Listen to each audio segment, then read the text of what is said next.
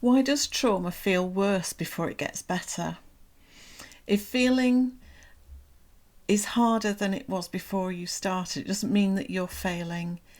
It often means that your nervous system finally feels safe enough to release. Many people think healing is failing when the pain gets louder, but this is often when healing is actually in progress.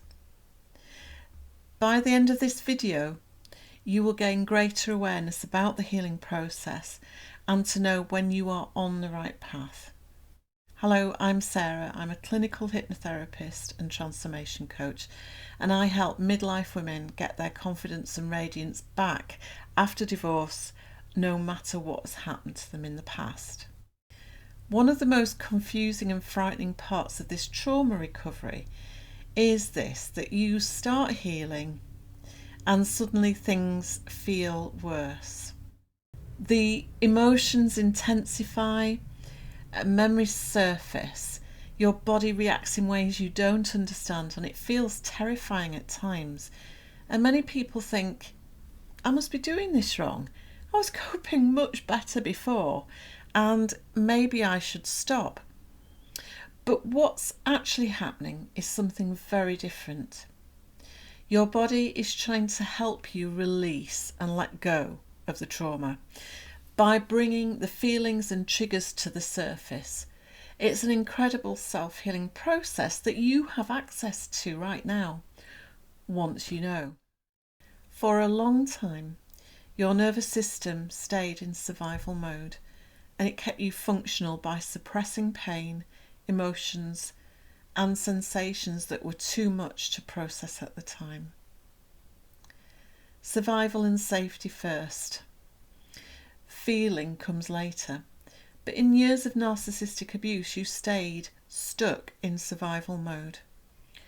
When you begin healing, your body starts to believe the danger has passed.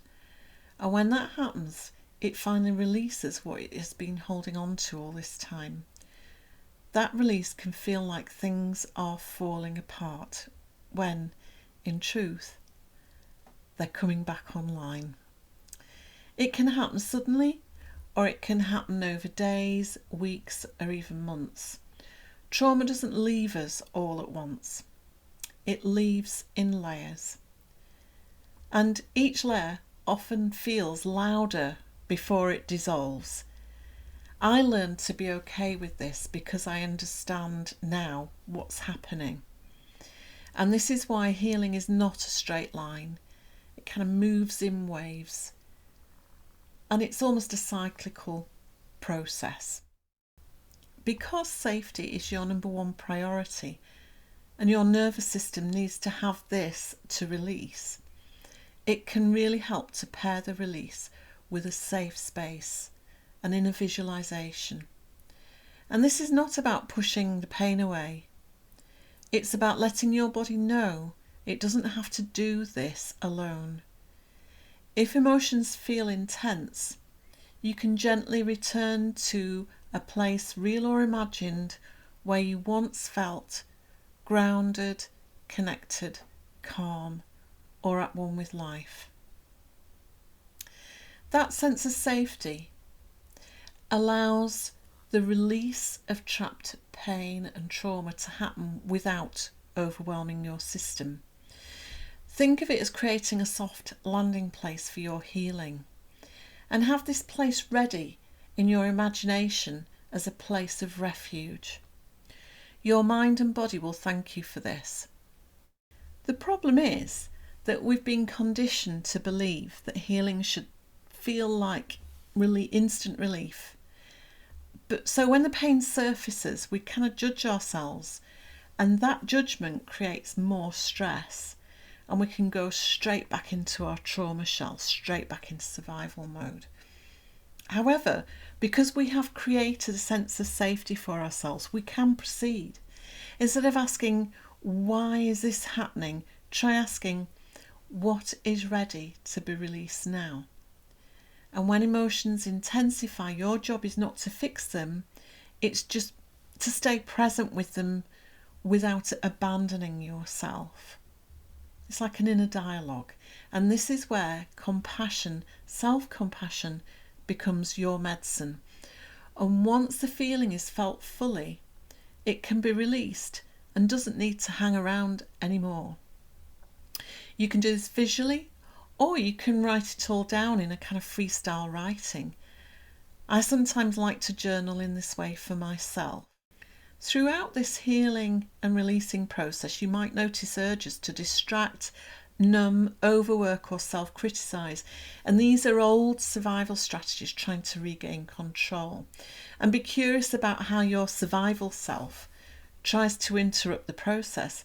Mine can sometimes shut me down, almost as if I've taken a powerful knockout drug. And I found this confusing for a while, but now I know it's my survival self trying to help me out. It's always trying to help. You just need to tell it that you're working on another way to feel safe. But you don't need to go backwards to feel safe again. You need to slow down and reassure your body. Say, I'm listening now. You don't have to shout. You don't have to knock me out. You don't have to distract me. You don't have to numb me out. You can tell me what I need to know. And we've got this. Let's shift it out. And healing feels worse before it feels better, because the body and your mind is finally trusting you enough, and your nervous system, to feel. And that trust is not a setback, it's progress.